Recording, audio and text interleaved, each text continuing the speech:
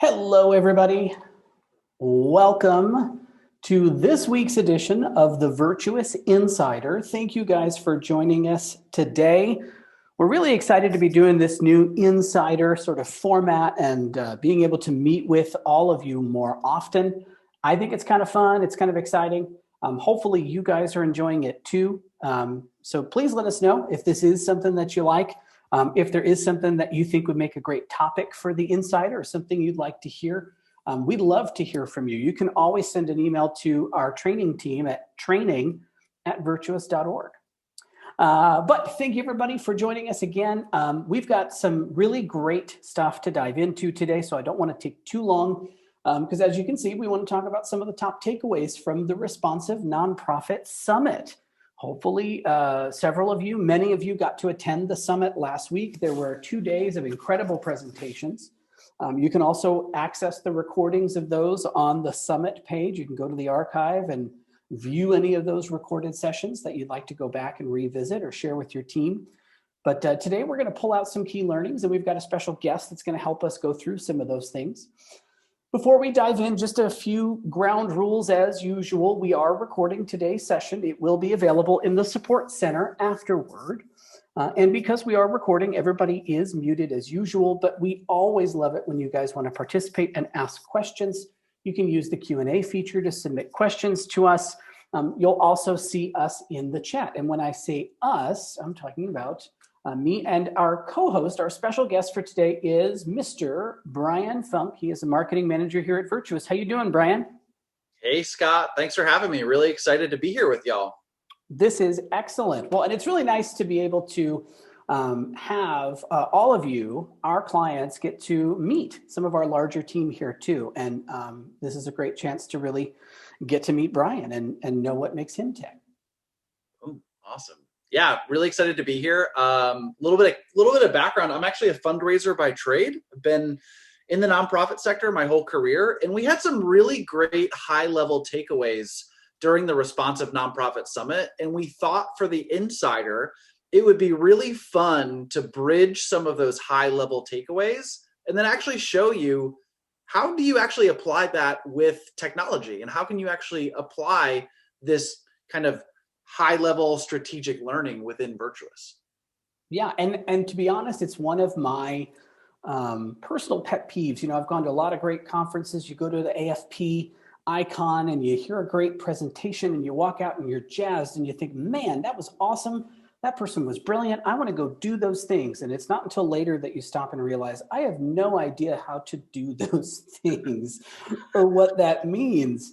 And so, like Bryan said, we wanted to kind of take some of these awesome little nuggets that came out of last week and kind of make it a little bit more practical. Well, okay, I use Virtuous. So what does that mean for me? Are there things that I can do in Virtuous to try to implement some of these strategies?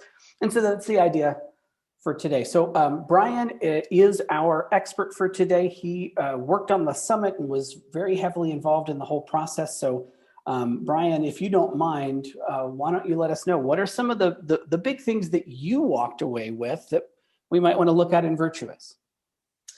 Yeah, beautiful. Thanks, Scott. I think the first thing that we want to start with is how to listen to your donors, and actually asking our donors questions and looking at their behavior and being able to better understand a donor more holistically beyond just the transaction of making a gift. And first and foremost, we'd say that starts with donor signals. And that's understanding how a donor engages with you. And donor signals leads us to two really interesting areas. And the first is, what is a donor's interest? How can we use technology and data to better understand what donors care about? What's their heartbeat? What's their passion? You know, they didn't give to you because you sent them an email and asked. Like, they asked because giving is personal. So how can we better understand their interest? And how can we also better understand their intent? And by intent, I mean, what is the context in which they gave? What are their behaviors? What are their motivators? What drives them? And so a great example of this is, when a donor spends time on our website, why does one donor spend more time on our programs page versus another who spends a lot of time on our events page or our blog? like, what does this online behavior tell us about their intent? And so how can we holistically look at all of these donor signals to answer the question, how do I engage with this donor more personally at scale in Virtuous? Awesome. Well, gee, that was a really nice segue. Thanks, Bryan. That was slick. How do I do that in Virtuous? I like that. It's like we planned it. So there's a few ways that you can do this, right? And this is where you get into the idea that Virtuous is really built on a foundation of responsive fundraising, right? And that starts with the idea of listening to your donors. That starts with all of this as the foundational principle. And then, of course, you want to listen and you want to connect with them and you want to make the right suggestion and you want to keep that going. Basically, the same skills you would use to have a one-on-one conversation with someone, but you want to expand that out and you want to do it at scale with everybody that's interacting with your organization. That's what we want to make easier. So when we talk about looking at donor signals, like Bryan mentioned, there's a few things that you can look at, right? Obviously, when I'm looking at a donor's record, and we can bring up a contact record here, I'm going to be looking at those key signals, which are going to be things like their giving, right? What are they giving? I'll also look at certain things like event attendance, right? Which of our events are they participating in, or are they attending, especially if I'm having peer-to-peer events and they're participating. That tells me more about them and who they are. And are they volunteering, right? Are they donating not only money, but are they donating their time? Are they coming down to help out when we're working at the South Soup Kitchen, right? And how long are they spending? How many hours have they spent with us? But those are the basics, right? Then you have some of the other things that Bryan mentioned. One of those is the ability to track web history. Now, some of you guys may have this already enabled in Virtuous. Some of you may not. I don't know. But you do have what we call the responsive listener that you can enable and embed on your website, right? So if I go over to Virtuous Marketing, this is where I can get into a whole separate settings menu than in the CRM settings menu, right? You want to remember there's two different things here, two different settings menus. But here I can get into the responsive listener and all I need to do is turn it on. You literally click a button and say, yeah, I want to use it. And then once you do, it's just going to give you a little snippet of code. You can copy that. My favorite is the little button that lets you email it to your web developer. Just plug in their email address and they'll get a formatted email that says, hey, here's a snippet of code for you to go ahead and put in on our website. And that enables you to start tracking some of the web traffic or activity from your contacts. So as they are visiting your website, you'll be able to see that get populated in that web history tab, right? So I'll see when they visited my site, I'll see how long they spent on the site. So over here in another environment, we've got someone that has a little bit of web history here, right? So they were visiting our page, so I know when they came, I know how many pages they viewed, I know if they submitted a form while they were on that page. And then I can even dive in and I can look at, okay, well, where did they go and what did they do and what did the site look like and which different pages did they visit? I can get a really detailed view of what someone is doing on my website. And like Bryan said, what content are they engaging with? Which pages are they spending more time on, right? Which page were they on when they finally did submit a form? That'll give you a lot more insight into some of your donors and into some of what makes them tick. But there are a few other things that you can do here too. And so I want to remind everybody of something that I think everybody, I don't want to say everybody, don't feel like I'm addressing you specifically, but a lot of times I think people sort of lose sight of the ability to customize even the contact view. So when I'm here and I'm viewing a contact record, I've got these widgets up at the top of the screen, the giving overview, the relational giving. These are sort of the default widgets out of the box, but I can change these up too. So I can come in here and I can say, I want to take this widget out of here and I want to add some, a different view. So if I'm interested in their volunteer activity, I can add that in, but I can also add in something like their giving by channel. So, hey, when I'm viewing a donor, I want to see, do they tend to respond to direct mail mostly? That's what I see here. And they're less responsive to email, right? They give to a couple of our PR campaigns and a couple of things we've sent out through other channels, but primarily direct mail. That's what moves the needle for them. I might view another contact and see that for them, they tend to respond more to email or to social media. And that tells me more about the type of donor that they are. Again, what's their interest? What's their intent? What kind of relationship do I want to build with them? And if I want to know which things they're passionate about, especially within my organization, that's where projects really come into play, right? Projects, I think we tend to think of those purely as an accounting function. I want something that's going to link what's happening in Virtuous to my accounting platform. And while projects serve that need, they can also tell me a lot about what a donor is interested in or what types of programs they are passionate about. And even on a contact record, I can add in a giving by project widget, and that's going to give me a breakdown. And if I click here, you'll see for my options, I have this a rolling year, so last 365 days from today, right? You can change that if you want to look at a different time frame. But hey, here's all the different projects they've given to, and here's the breakdown of that. So that tells me really what they're most interested in here, right? And you'll get a different view. These guys tend to, it looks like, support a lot of different projects and a lot of different programs that we have running. I might see that a donor is mostly or almost entirely giving to one or two particular projects. But again, that's going to tell me more about what programs they're interested in. And so I can see what content do they engage with, right, on my website. Of course, I can also look and see which emails they've opened and which emails they've clicked on. I can see all of that in this history. You can see he's opened my split test email and all of these things. So I can see what they're opening and what they're clicking through. I can see what they're doing on my website.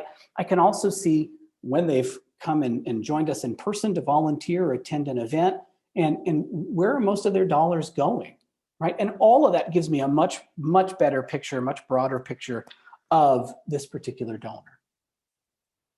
So just a couple things I wanted to highlight to be able to see that on an individual donor level, right? When I dive into a contact record, there's a lot of that I can read into beyond, hey, Harry and Sally have given us just over $935,000.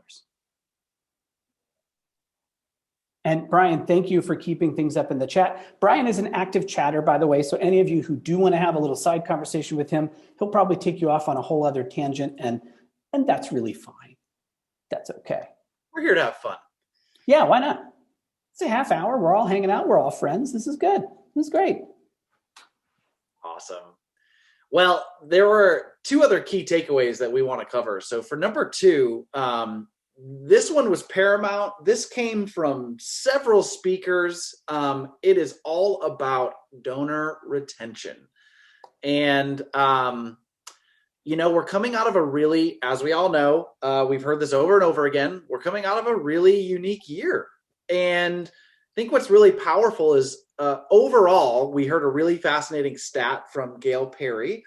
And overall giving trends in the sector overall, this might not be your organization's experience or every organization's experience. So I want to, add that caveat. But overall, giving in our sector is up 10% in 2020 from 2019. And what that tells us is that donors in an hour of great need, while we all stayed at home about over a year ago, all those stay in place orders went in place. Homelessness can't stay in place. Veterans that are in need in mental health services, like those needs can't go on pause. And donors really showed up, and donors showed up in a way to say, we're in it with you to help you through this difficult time. And so we have a really unique, powerful window right now to retain these donors that stood with us through the pandemic. And it's mission critical right now. And so I'd love, Scott, hand it back over to you to say, as we think about, listening to the donors that have given to us over the last year, how can Virtuous help us retain our donors and increase the lifetime value of our donors? Yes. Sorry, I was trying to be just as social as Bryan and chat at the same time. I'm not as good at it as he is. I'm not that hip.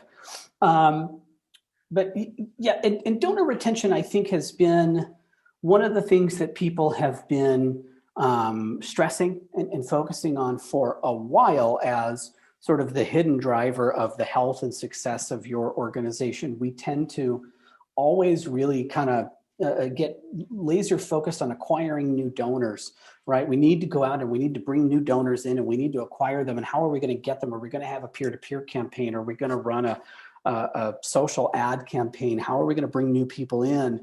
And we tend to try to, look at those metrics and celebrate when we bring in new donors.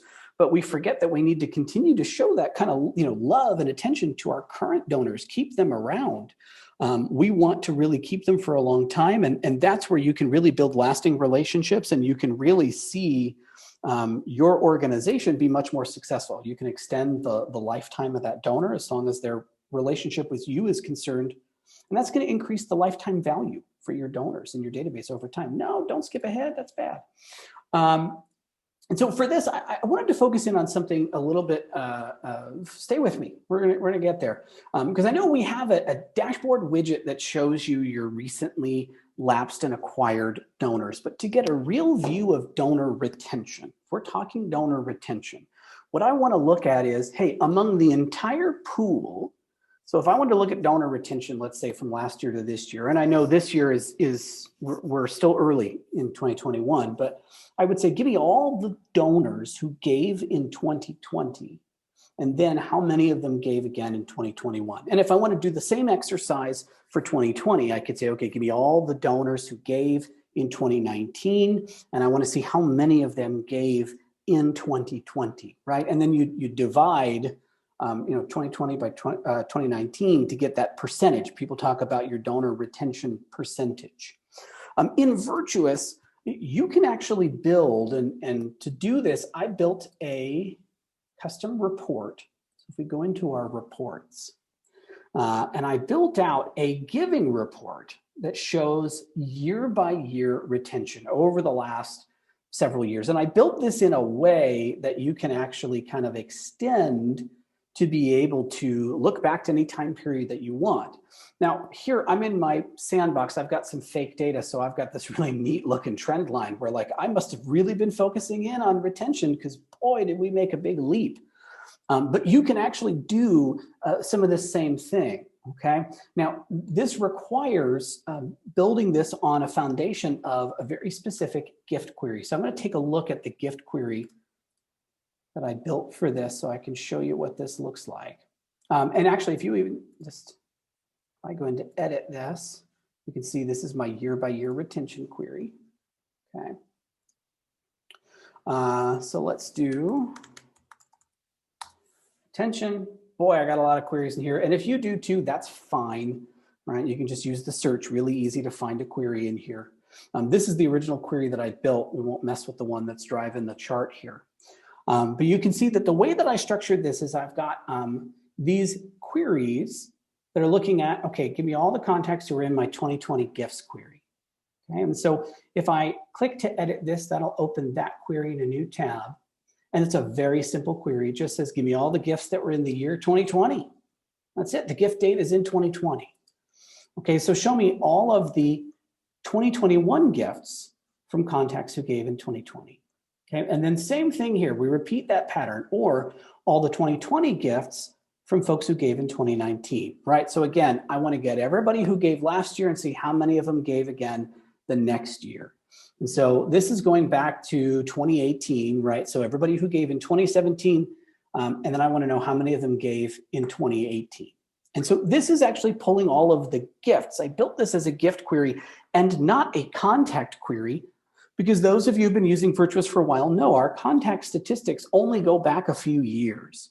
So again, I wanted to do this because you could extend this back as far as you would like, right? By building this from a gift query, because the gift data is still there. So if you wanted to go back a few more years, you can extend this beyond where the contact statistics in Virtuous end, right? And so this is going to give me all of those gifts.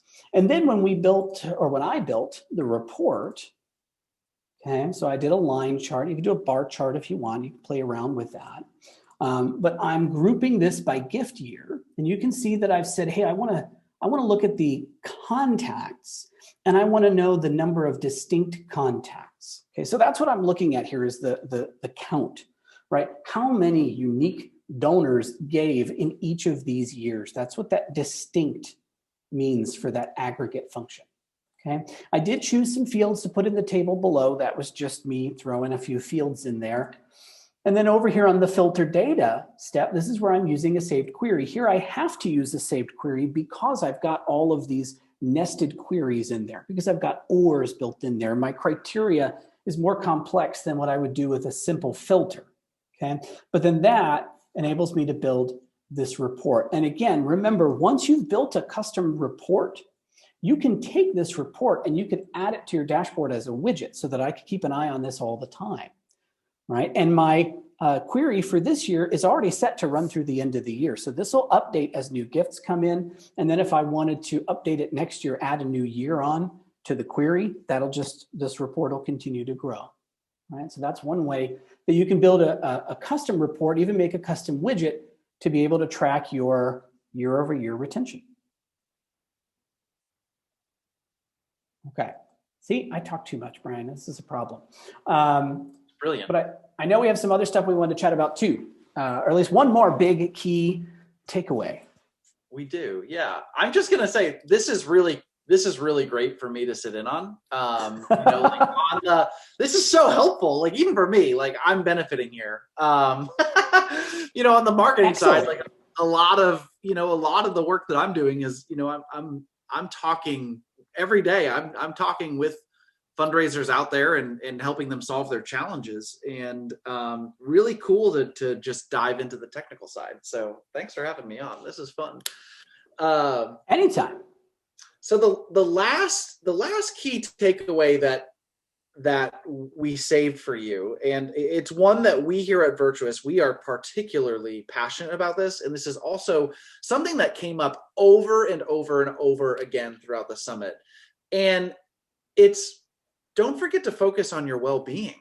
Your well-being matters, and we have a bit of a crisis in our sector where over 40% of fundraisers say that, within the next year or so, they plan to leave the sector. Folks are burnt out. Folks are tired. The average tenure of a fundraising professional at an organization is 12 to 18 months.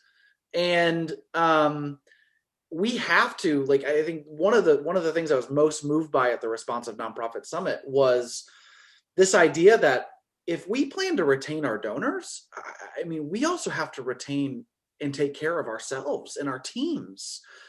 And so how can technology help with this? How can technology help with our well-being? How can technology help us not feel so overwhelmed by the to-do list? And how can technology help us get back to why we got into the sector in the first place, which is we love building relationships with people who can help us fuel our mission to change the world. That's what we're here to do. And so really excited to hand this one over to Scott, because we love here at Virtuous, we love that on average, our customers, folks like you, get back an average of 20% of their time through various forms of automation within the system. And so by automating, you're letting the system work for you. Oftentimes we hear that adding Virtuous is like adding a team member. And so it's opening up opportunity for fundraisers to feel less overwhelmed, less stressed, and you can focus more on those things like donor retention and having great conversations with the donors that you're excited to build relationships with. So I could go on and on. We are, again, very passionate about this subject and excited to give you a glimpse into how you can use Virtuous to help lighten your load a little bit. Yeah, and I love that this sounds very retro-futuristic. Better living through technology. It's got that sort of feel to it. And by the way, I want to say, I know there were a couple questions in the chat coming through about the nested queries we just showed. Everything in that report was using gift queries. There were no contact queries there. Again, because then I'm not relying on some of the built-in statistics. I'm using the raw data to essentially create my own data. But yeah, this is a big thing. And like Bryan said, the average turnover time is 12 to 18 months. And I think a lot of folks have known that for a long time. But there was a survey I know last year where folks were saying, no, I'm not looking to leave my position, but I'm going to leave the sector entirely, right? Which is terrible. This is a sector that relies on mission-driven people who are passionate about this, right? No one is getting into the nonprofit game because you're looking to, make big bucks. You're getting into the nonprofit game because you want to make a difference and you want to improve things. You want to make the world a better place. So we want to be able to help you guys do that. So I know we're short on time because, of course, we're diving into so many things. But there are a few things, like Bryan said, that you can take advantage of in Virtuous, right? The whole idea with automation and some of the tooling that we have really is to help you, hey, let's get this stuff that gets in the way of doing the real important stuff, the talking to donors and everything else. Let's get that stuff out of the way and make sure that we can use Virtuous to do it. And one of the easy ways that you can do this, right? A lot of times we looked at how you can customize the contact header, right? To see what projects someone is giving to. Now, if someone said, hey, get me all the donors for our clean water program, well, you'd have to go in and build a gift query and get all the folks who gave to that project and yada, yada, pull that out, everything else. So this is where using really simple automation can help you to keep track of those givers. Okay, so here I've got let's just use that awesome search. Here's my clean water tagging. I got a lot of tagging going on. But I built a really simple automation here that you could absolutely add to, but this is simply to tag folks based on their interests. So again, tying in, looking at those donor signals and listening to that.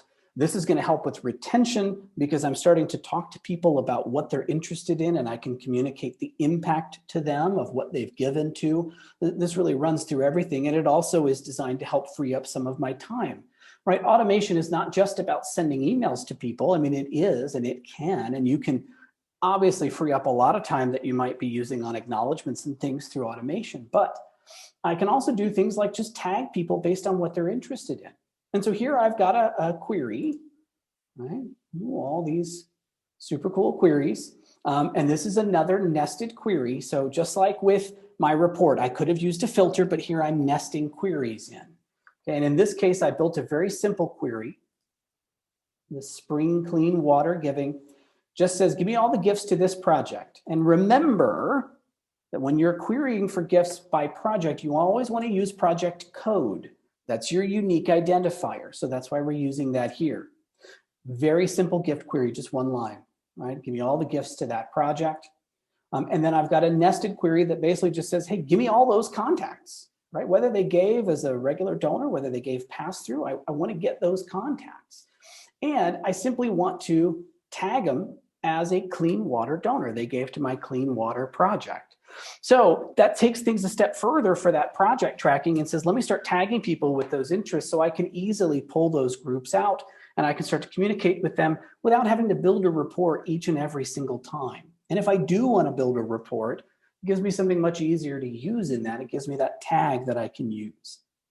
Two other quick things that I want to highlight. One of them is the import tool, which sounds like a weird thing to say here, right? But the gift and contact import tool, especially those of you that use it every day, you know that the idea here is this is designed to keep your data as clean as possible, right? We want to identify bad data up front as opposed to allowing it into the system and forcing you to comb through the data health tool and clean it up all the time.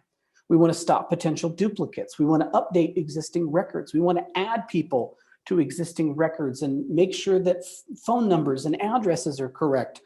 All of this is designed to say, hey, instead of spending hours on a Friday having to comb through bad data and clean it up, or instead of having to call an upset major donor because you sent them a new donor welcome packet because you accidentally created a duplicate when they gave, let's spend a little bit of time each day going through, as you bring in data, to make sure that then you can trust your data and you can let automation run with it and you can let everything else take care of things so that you can go ahead and talk to donors, right? This is a big piece of that. And the other thing is the idea of letting you even create custom reports and turn them into custom widgets and giving every user the ability to customize their own dashboard, right? The idea there being, instead of someone having to go to the central report person, the DBA every time, we want to empower everybody to be able to have these dashboard widgets at their fingertips, even if they are custom widgets like this one here that are just built on custom reports. Hey, I've built a few reports for the team. Anybody who wants them can pull them into their dashboard and you can see them every time.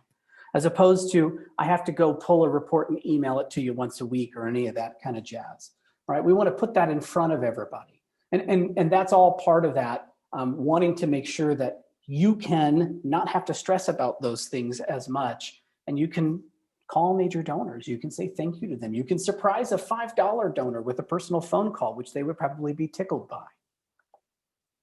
Okay, I know we're already over our time. 30 minutes goes by fast. I don't think we have too much time for questions. We've been trying to address some of them as they do come in. So I do want to thank Bryan. Thank you for joining us today. This is awesome. Hopefully you can join us again on The Insider sometime soon. Thanks for having me, Scott. It was great. Would love to come back. And before we part, just want to say to everyone that's here, thanks for all the incredible work that you do. Awesome. And I do want to let everybody know, if you join us next time, again, we're doing this every Thursday at 3 p.m. Next week, we're going to have a partner spotlight. We're going to have a couple of these opportunities to have some of our partners come and do some of these presentations. So you want to join us next week for that, please do. And as always, I like to leave you with some words from someone who is smarter than me. This is something that actually came out of last week's summit, and it's about that last topic that Bryan just brought up that really is so important, right? We're in the space to provide service and help others in making this world a better place. And if we're so exhausted in the process, we're not serving ourselves to be able to give what we can. And this is the part I like. The word philanthropy literally means love of humanity. And we can't do our work if the love is gone. I think that's awesome. All right. Thank you, everybody. Thank you, Bryan. And I will talk to all of you, hopefully, next week. Beautiful. Bye, Thanks, everybody. We'll see you soon.